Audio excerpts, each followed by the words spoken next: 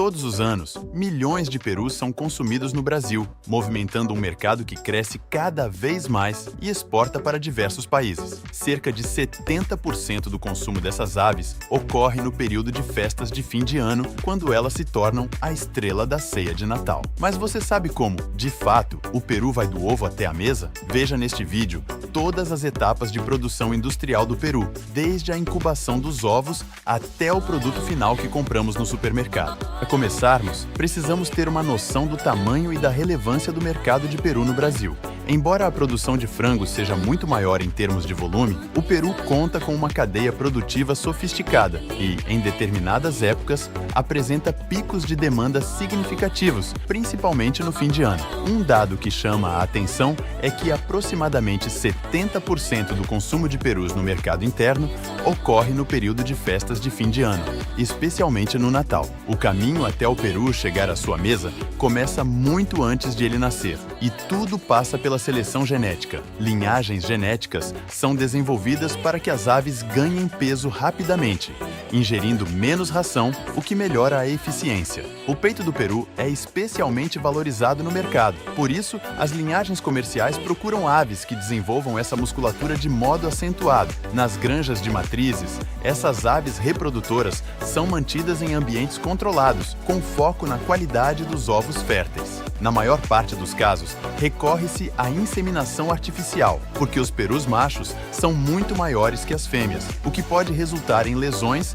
se o acasalamento fosse natural. O peru pode atingir de 10 a 18 kg de peso vivo, dependendo da linhagem, da forma de criação e do tempo até o abate. A produção de peruzinhos saudáveis depende de um processo de incubação extremamente bem controlado, que costuma durar cerca de 28 dias, mais do que os 21 dias do frango. Geralmente, as máquinas incubadoras mantêm uma temperatura em torno de 37,5 a 37,8 graus Celsius. Os ovos são virados periodicamente, evitando que o embrião grude na casca. Nos últimos 3 a 4 dias, os ovos saem das incubadoras e são colocados em nascedouros, ambientes projetados especificamente para a eclosão. Ao final da eclosão, faz-se um controle de qualidade dos filhotes, descartando os que apresentam deformidades ou fraquezas. Em seguida, eles seguem para a próxima fase, a cria. Nos primeiros dias de vida,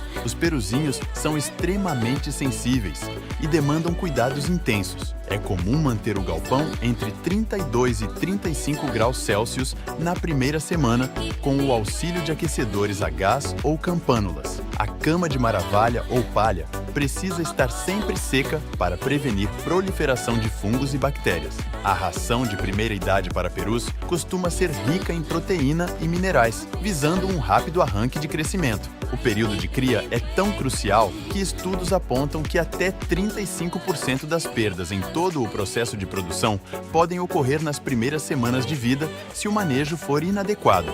Um simples erro de temperatura ou falha na nutrição nessa fase pode comprometer todo o resultado econômico do lote. Geralmente, a dieta baseia-se em milho, farelo de soja, vitaminas e minerais. Hoje em dia, algumas linhagens comerciais de perus têm conversão alimentar na faixa de 2,3 a 2,5, isto é, a cada 2,3 a 2,5 kg de ração, o peru ganha 1 kg de peso. É importante ressaltar que um surto de doença em uma granja de perus pode acarretar perdas milionárias. Isso porque as aves levam mais tempo para atingir o abate do que frangos, enquanto o frango de corte atinge cerca de 2,5 a 3,5 kg em 42 a 50 dias, o peru exige mais paciência do produtor. O ciclo de criação costuma levar de 16 a 20 semanas, dependendo da linhagem e do peso final desejado.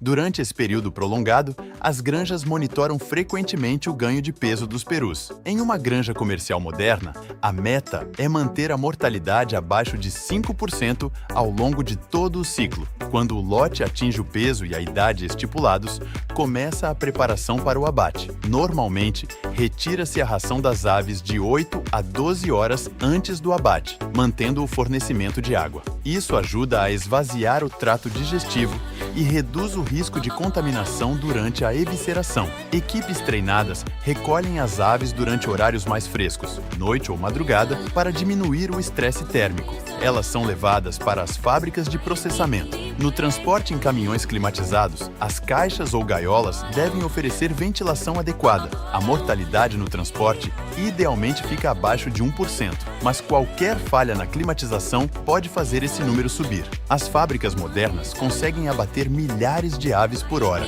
Em algumas unidades, as linhas de produção atingem números superiores a 8.000 perus por dia, ou ainda mais, dependendo do turno de trabalho. No Brasil, é obrigatório o abate humanitário, o que significa atordoar a ave antes da sangria. O atordoamento pode ser elétrico ou por atmosfera controlada, utilizando dióxido de carbono, reduzindo ao máximo o sofrimento. No atordoamento, a ave perde a consciência de forma rápida.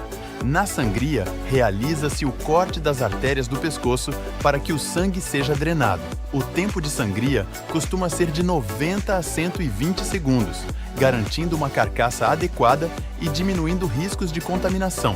Depois da sangria, a carcaça passa por escaldagem, imersão em água quente, entre 50 e 60 graus Celsius, para soltar as penas. Depois, vem a depenagem. Máquinas com discos giratórios cheios de dedos de borracha removem as penas sem danificar a pele. Em seguida, ocorre a evisceração, etapa crucial, onde os órgãos internos, intestino, fígado, moela, coração, são removidos.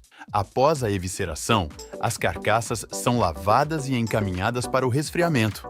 A temperatura da carcaça deve cair rapidamente para abaixo de 4 graus Celsius, no caso de produto resfriado, ou 18 graus negativos, produto congelado. Depois, é feita a classificação de carcaças. Pesa-se e classifica-se de acordo com o tamanho e a qualidade. Nesse ponto, as carcaças podem ser destinadas à venda como inteiras, ou seguir para a desossa e processamento secundário.